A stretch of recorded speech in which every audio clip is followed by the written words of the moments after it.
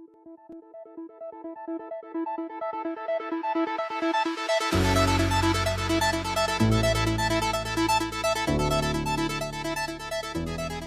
mini enthusiasts, how you doing? Check this out, Paul P mini build t-shirt. Wait till you see the back. What do you think of that, eh? Thanks Paul. Paul P, really love the t-shirt, mate. Fits perfect. You got my size spot on, so yeah, looks great actually, mate. Yeah, thanks for that.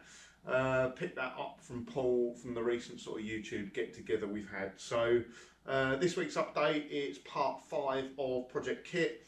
So I've got quite a lot of footage going with Project KITT at the moment, so I'm trying to break it down into bite-sized chunks so there isn't too much of it. Yeah, just time is a problem at the moment. I'm so busy with work, so busy with the house. As you can see, garage is starting to look really nice now. I've got to get some work done on the electrics just to get some more sockets put in, some more lighting and that sort of thing, but it's going good. I've got these race harnesses, got these second hand. These were from Mark actually, so they were in Roger the race car, which was sort of the predecessor to Bolt. What a name, eh? But yeah, they're 3-point harnesses, so they weren't quite good enough for Bolt really, but for something like Vinny that's a road car stroke track car, they're really handy because they've still got a sort of standardish seatbelt clasp on them, so they can stay in there and be used as a daily driver, but they're also a bit better on the track than the standard sort of standard seatbelts you get in a car. So I won't try and waffle on too much this week. It's very close to Christmas now. I haven't done any Christmas shopping.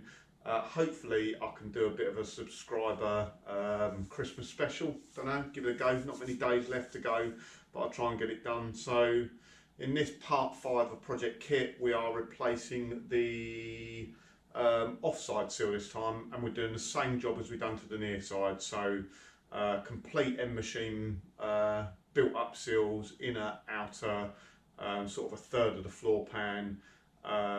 Mark's cut out the hill board on the back of it as well because he wants to do that. And we've done a doorstep repair section on this one, which was a Magnum panel, I believe. Didn't fit that great. I mean, it's okay, but for some reason couldn't get an end machine one or a genuine one, so went with an end machine one. The old doorstep had a very little hole in it, but you know what these things are like. A little hole turns into a big hole, so Mark just thought we'd cut it out and stick a repair section in there. So that's what we've done. So quite uneventful this update actually. So yeah, we're just cutting out the sill, starting to weld the new one back on. Made a massive mistake, and I actually saw one of Adam Campion's videos the other night. I think it was on someone's, I think it was on DB Mini actually. He done sort of highlights of the year and he picked it out as one of the best bits, and that was when Adam ran out of gas with his MIG welder. Well, we've all done it. We've all done it more than once, unfortunately. So last time worked on KITT,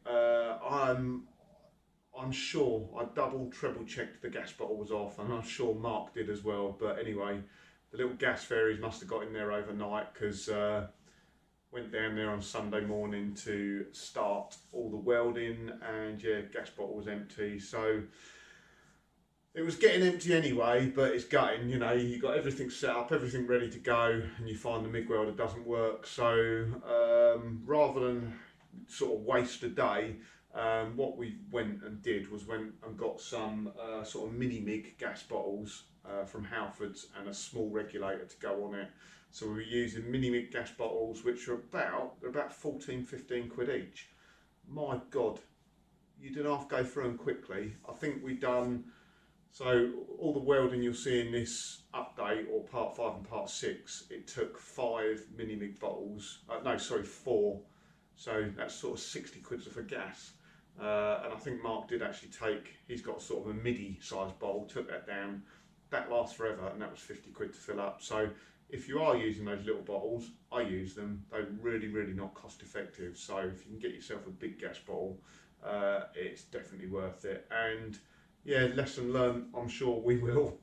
Maybe we'll have to do what Adam did and spray paint a big gas off by the door out of the workshop KITT's in. But yeah, costly mistake. It was a pain, but we got round it, got the welding done. The only thing I would say actually is I've been welding with the MIDI bottle. It's Mark's MIG welder. I've probably put in, I don't know, sorry about that. I've probably put in 20-30 hours welding on his MIG. And you just get used to it. You get used to the MIG, you get used to the gas flow.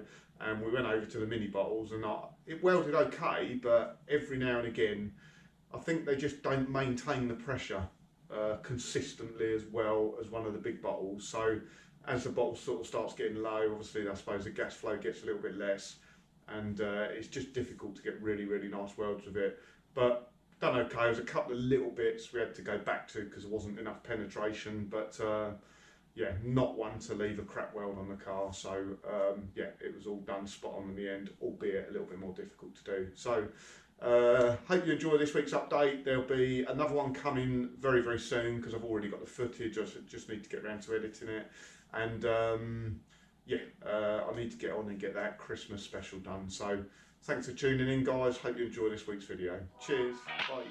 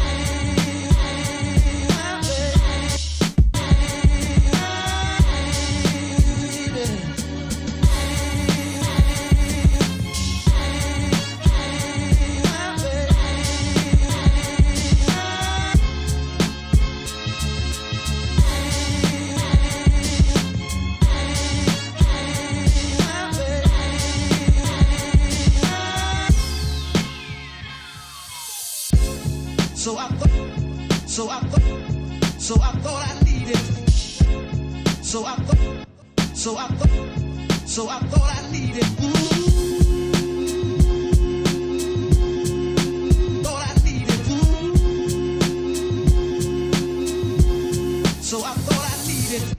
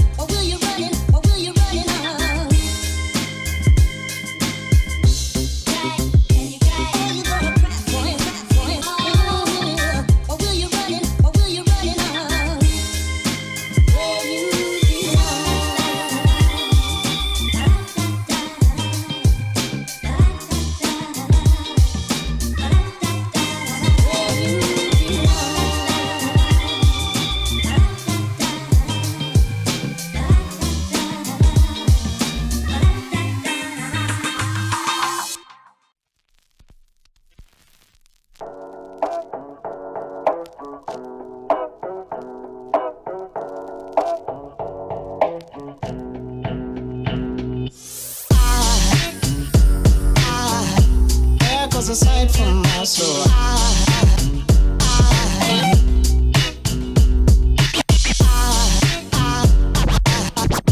There goes a sight, there goes a sight. Now there goes a sight for my soul. There goes a sight for my soul.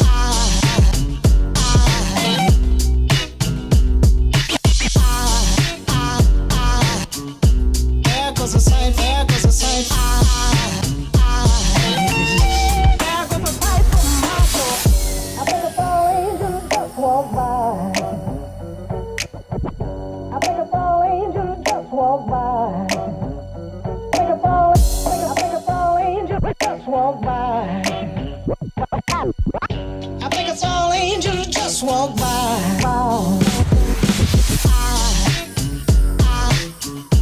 There goes a sight for my So I